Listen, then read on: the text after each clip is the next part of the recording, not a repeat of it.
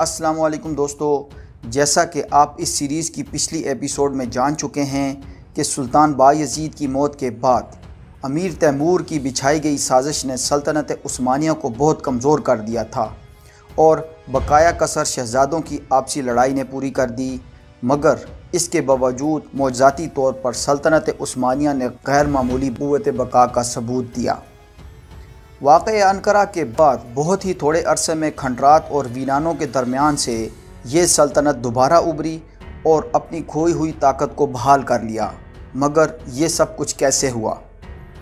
آپ دیکھ رہے ہیں سیکھو جانو کی اوٹومن سیریز، اور آج کی اس ویڈیو میں ہم نہ صرف آپ کو یہی سب کچھ بتائیں گے بلکہ آپ کو یہ بھی بتائیں گے کہ ان شہزادوں کے درمیان جاری خانہ جنگی کا خاتمہ کیسے ہوا۔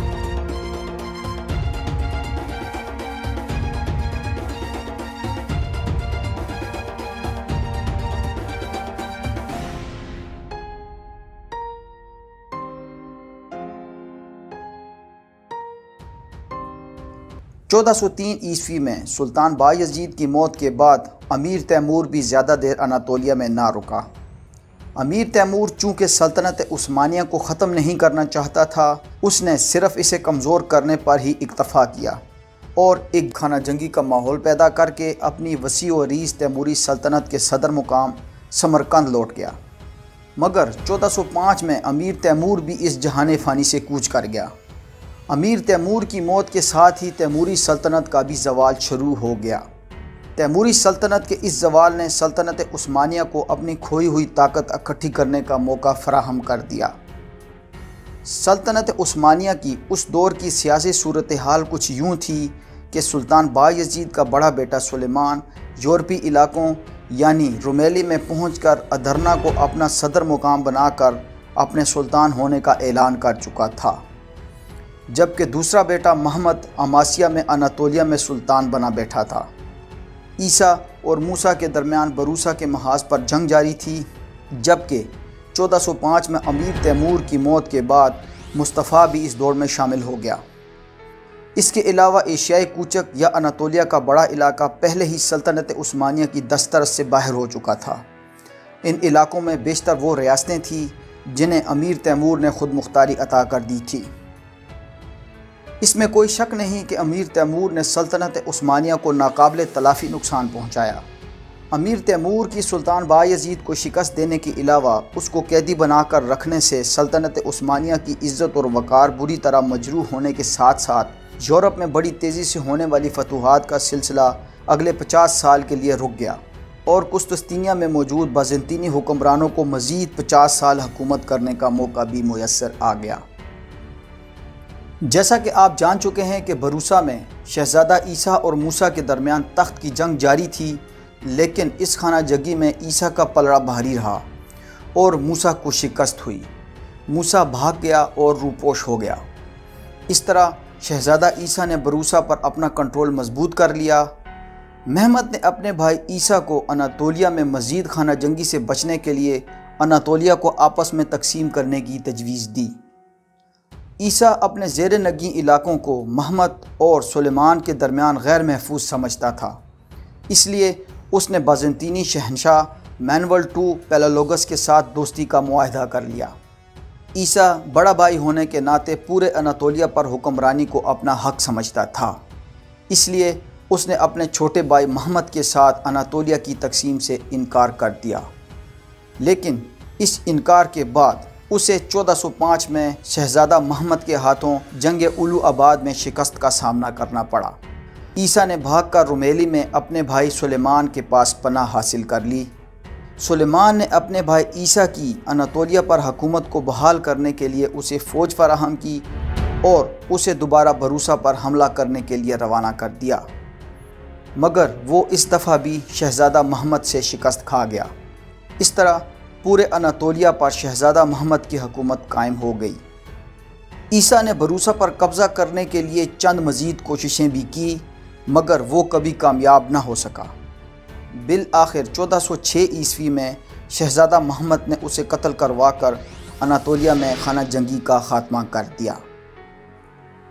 شہزادہ سلیمان جو کہ ادرنا میں بیٹھ کر تمام رومیلی علاقوں پر حکومت کر رہا تھا، نے اپنے آپ کو ان علاقوں میں مزید مستحکم کرنے کے لیے بازنطینی حکمران مینویل جان پیلوگس کے ساتھ معاہدہ گیلاپولی کر لیا، جس کی روح سے شہزادہ سلیمان نے بحر مرمرا کے ساتھ تھیسالونیکی کا شہر اور کئی دوسرے ساحلی شہر بازنطینی ریاست کو واپس کر دیے۔ اس کے علاوہ وہ اناطولیہ کے علاقوں میں شہزادہ عیسیٰ کا حامی بھی تھا، مگر 1406 عیسوی میں شہزادہ محمد کے ہاتھوں عیسیٰ کی شکست کے بعد اور محمد کی بڑھتی طاقت کے پیش نظر وہ خود اناطولیہ کی طرف بڑھا۔ اس نے درہ دانیال کی سمندری پٹی کو عبور کیا اور بروسا پر قبضہ کر لیا، مگر شہزادہ محمد سے جنگ کرنے سے پہلے اس نے اپنی فوجوں کو حالیہ خود مختاری حاصل کرنے والی ریاستوں ایڈن اور مینٹیس کی طرف بڑھایا تاکہ انہیں ڈرایا جا سکے۔ پھر شہزادہ سلیمان نے آگے بڑھ کر انقرہ پر بھی قبضہ کر لیا، لیکن وہ اس سے آگے اماسیا کی طرف نہ بڑھا۔ شہزادہ سلیمان واپس بروسا آ گیا، جس سے شہزادہ محمد کو اپنی جنگی حکمت عملی مرتب کرنے کا موقع مل گیا۔ شہزادہ محمد نے شہزادہ موسیٰ کے ساتھ اتحاد بنا لیا، جو کہ عیسیٰ سے شکست کے بعد قبیلہ جرمیان میں پناہ لیے ہوئے تھا اور کسی اچھے موقع کی تلاش میں تھا۔ شہزادہ محمد اور شہزادہ موسیٰ کے درمیان اس اتحاد کو جلد ہی کئی مقامی قبائل کی حمایت بھی حاصل ہو گئی۔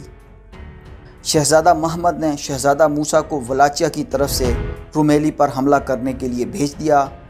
اس طرح اب شہزادہ سلیمان کو دو اطراف سے یورپ میں موسیٰ اور اناطولیہ میں شہزادہ محمد سے مقابلہ کرنا پڑ گیا۔ شہزادہ سلیمان رومیلی یعنی یورپی علاقوں کی طرف متوجہ ہوتے ہوئے شہزادہ موسیٰ کے تعاقب میں بڑھ گیا اور اناطولیہ کا میدان محمد کے لیے ایک دفعہ پھر سے خالی ہو گیا۔ رومیلی میں شہزادہ موسیٰ کو ولاچین اور سرب سرداروں کی حمایت حاصل تھی، جبکہ شہزادہ سلیمان کا اتحاد قسطنطنیہ کے بازنطینی حکمران کے ساتھ تھا۔ 15 جون 1410 عیسوی کو جنگ کوسومیڈن میں اچانک سرب فوج کا شہزادہ سلیمان سے تعاون کی وجہ سے موسیٰ کو شکست کا سامنا کرنا پڑا۔ شہزادہ سلیمان چونکہ حکومتی امور میں کچھ خاص قابلیت نہیں رکھتا تھا، اس لیے اس کے قابل وزیر قندھارلی علی پاشا کی موت کے بعد اس کی مقبولیت میں کمی ہونا شروع ہو گئی۔ پھر 1411 عیسوی میں جب شہزادہ موسیٰ دوبارہ اپنی فوجوں کو لے کر ادرنا میں داخل ہوا تو شہزادہ سلیمان کا ماں سوائے بازنطینی حکمران کے کوئی مددگار نہ تھا، اس لیے اس نے قسطنطنیہ کی طرف بھاگنے کی کوشش کی، مگر راستے میں ہی 17 فروری 1411 عیسوی کو اسے قتل کر دیا گیا۔ شہزادہ سلیمان کی موت کے بعد شہزادہ موسیٰ نے خود کو رومیلی کا سلطان قرار دے دیا، جبکہ شہزادہ محمد موسیٰ کو اپنا اتحادی سمجھ رہا تھا۔ شہزادہ موسیٰ نے پچھلی لڑائیوں میں شہزادہ سلیمان کی حمایت کی وجہ سے قسطنطنیہ کا محاصرہ کر لیا۔ قسطنطنیہ کے شہنشاہ مینویل نے اس حملے سے بچاؤ کے لیے محمد سے مدد طلب کی۔ تاریخ کی ستم ظریفی دیکھیے کہ جس قسطنطنیہ کی فتح کا خواب عثمانی فرما روا دیکھتے آئے تھے، اب اس پر حملہ کرنے والے تو عثمانی تھے ہی، مگر اس کو بچانے والے بھی اب عثمانی تھے۔ جی ہاں، محمد اپنی فوجوں کو لے کر جنگ کیمرلو میں موسیٰ کے مد مقابل آ گیا اور 5 جولائی 1413 عیسوی میں نہ صرف موسیٰ کو شکست دی بلکہ اسے قتل بھی کر دیا۔ اس طرح محمد مکمل سلطنت عثمانیہ کا حکمران بن گیا، یعنی اب اناطولیہ اور رومیلی دونوں پر سلطان محمد کی حکومت تھی۔ جلد ہی سلطان بایزید کا سب سے چھوٹا بیٹا شہزادہ مصطفیٰ، جو کہ 1405 میں تیموری قید سے آزادی کے بعد سے اب تک روپوش تھا، اچانک نمودار ہو گیا اور محمد سے سلطنت میں شراکت داری کا تقاضا شروع کر دیا، لیکن محمد نے مصطفیٰ کے تقاضے کو رد کر دیا۔ اس پر شہزادہ مصطفیٰ اپنے حمایت یافتہ قبائل کے ہمراہ 1416 عیسوی میں محمد کے مد مقابل آ گیا، مگر مصطفیٰ کو شکست کا سامنا کرنا پڑا۔ مصطفیٰ نے بھاگ کر بازنطینی شہر تھیسالونیکی میں پناہ حاصل کی، لیکن محمد کے ساتھ ایک معاہدے کے بعد بازنطینی شہنشاہ مینول نے مصطفیٰ کو لیمنوس کے جزیرے میں جلا وطن کر دیا۔ اب سلطان محمد کے مقابلے میں سلطنت کے تمام دعوے دار ماں سوائے مصطفیٰ کے فوت ہو چکے تھے۔ سلطنت عثمانیہ کے 5ویں حکمران سلطان محمد 1389 میں پیدا ہوئے۔ سلطان محمد نے 1413 عیسوی سے لے کر 1421 تک سلطنت عثمانیہ پر حکومت کی۔ سلطان محمد کا تمام دور اقتدار انتظامی امور کو درست کرنے اور بغاوتیں کچلنے میں صرف ہوا۔ سلطان محمد نے سلطنت کا شیرازہ بکھرنے پر بڑی مہارت سے قابو پایا، اس لیے انہیں مؤسس ثانی یعنی دوبارہ بنیاد رکھنے والا بھی کہا جاتا تھا۔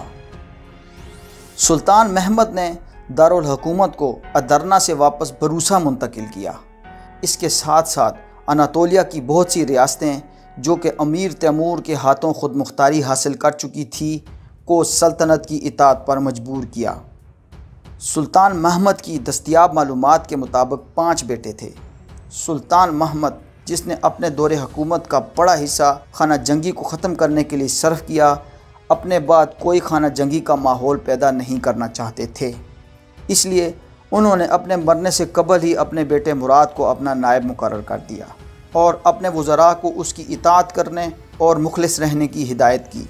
سلطان محمد نے احتیاط برتتے ہوئے یہ بھی ہدایت کی کہ اگر مراد کے پہنچنے سے پہلے وہ فوت ہو جائے تو اس کی موت کی خبر مراد کی آمد تک خفیہ رکھی جائے۔ 1421 عیسوی میں سلطان محمد ادرنا میں انتقال کر گیا۔ اس کے وزراء ابراہیم اور بایزید پاشا نے اس خبر کو اس وقت تک مخفی رکھا جب تک مراد ادرنا نہیں پہنچ گیا اور سلطنت کا اگلا سلطان یعنی چھٹا سلطان نہیں بن گیا۔ دوستو، سلطنت عثمانیہ کا یوں محض 11 سال کے عرصے میں دوبارہ اپنی کھوئی طاقت کو بحال کر لینا ایک معجزہ ہی تھا، مگر اس گراوٹ کے دور میں محمد جیسے بیدار مغز اور محتاط شخص کا سلطان بن جانا اس سے بھی بڑی نعمت تھا، جس نے اپنی حیات میں بھی اور موت کے بعد بھی سلطنت میں انتشار اور خانہ جنگی کو روکنے کی پوری کوشش کی۔ ہمیں امید ہے کہ آپ کو ہماری یہ کاوش پسند آئی ہوگی۔ اگر ایسا ہے تو ویڈیو کو لائک کرنا اور چینل کو سبسکرائب کرنا مت بھولیں۔ دوستوں میں شیئر کریں اور کمنٹس کے ذریعے ہمیں اپنی آراء سے ضرور آگاہ کریں۔ اپنا بہت بہت خیال رکھیے گا۔ اللہ حافظ۔